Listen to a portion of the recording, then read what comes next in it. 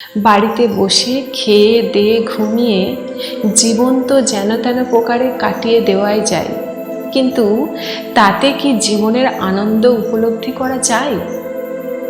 কিংবা যদি হাতে অনেক টাকা থাকে তাহলেই কি জীবন আনন্দময় হয়ে ওঠে? আজকে যে আপনি 10,000 টাকা রোজগার করে নিজেকে অসুখী ভাবছেন যেদিন থেকে আমি মাসে লাখ টাকা ইনকাম করব সেদিন আমি সব থেকে সুখী হব। একবার চারিদিকে তাকিয়ে দেখুন তো, যে লোকটা মাসে 1 লাখ টাকা ইনকাম করছে তার জীবনে কি কোনো সমস্যা নেই? তার জীবনে কি নেই কোনো জটিলতা? আছে তো। আবার এমনও আছে যাদের নুন আনতে পান্তা ফুরোয় অবস্থা। তাদেরকে দেখুন, তাদের দেখবেন মুখে হাসি অফুরান। আমরা নিজেরা খুব ভালো করে জানি ছোট্ট ছোট্ট জিনিস যেমন কোনো ড্রেস, জুতো, এগুলো দিয়ে খুশি খুব সাময়িক পাওয়া যায়। তবুও আমরা নিজের মধ্যে থেকে ভাবি এটা আমি বলেছি মানে আমার চাই চাই। কিন্তু তা তো হয় না। সবসময় যেটাই চাওয়া হয় সেটাই তো পাওয়া যায় না। জীবনে অগুন্তি ভালোর মধ্যে একটু যদি আমাদের নিজেদের ইচ্ছে মতো না হচ্ছে, সেটাকে নিয়ে দিন রাত চিন্তা করে যাচ্ছি। নিজেকে তুলনা করছি আশেপাশের লোকজনের সঙ্গে। ওদের এসি আছে, আমাদের নেই। ওর আইফোন আছে, আমার নেই। কিন্তু যেদিন থেকে আমি এসি কিনবো কিংবা আইফোন কিনবো সেদিন থেকে কি জীবনে কোনো সমস্যা থাকবে না? থাকবে তো। অথচ ধরুন যখন আমাদের কাছে একদম টাকা নেই, ঠিক সেই সময়ে কিন্তু আমাদের তুলনা আসবে না।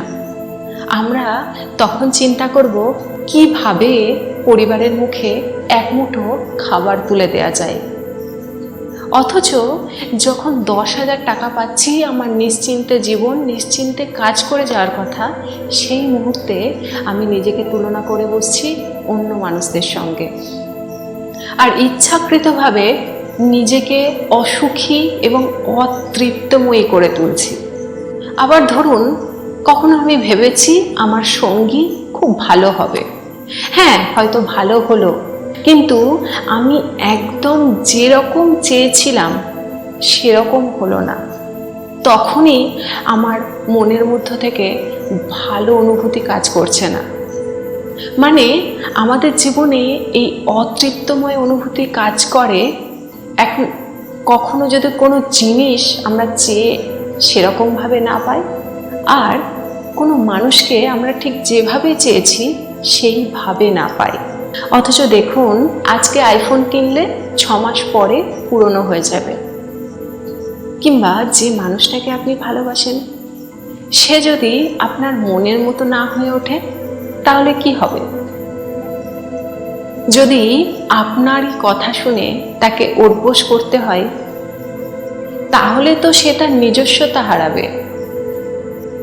অথচ যদি আমরা অন্যভাবে ব্যাপারগুলোকে দেখতাম, যদি ভাবতাম আমার কাছে ফোন তো আছে, সে অ্যান্ড্রয়েডই হোক আর আইফোনই হোক, কাজ মিটলেই হলো। যদি ভাবতাম আমার কাছের মানুষটা তো ভালো, আমাকে সাপোর্ট করে, আর কি চাই? তাহলে দেখুন, দুটো জিনিসকে যদি আপনি অন্য দিক থেকে দেখেন কত ভালো লাগছে। এখন আমাদের জীবনে এরকম অনেক জিনিস আসবে এবং থাকবে, কিন্তু ছোট্ট ছোট্ট জিনিসগুলোকে নিয়ে আনন্দে থাকতে হবে। অপূর্ণতার হিসেব করতে গেলে কোনোদিনই আমরা ভালো থাকবো না।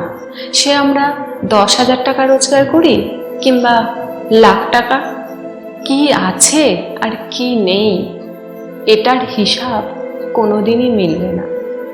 তাই যেটুকু আছে সেটুকুকে নিয়েই সব সময় আমি বর্তমান জীবনে ভালো আছি, এটা ভেবেই এগোতে হবে।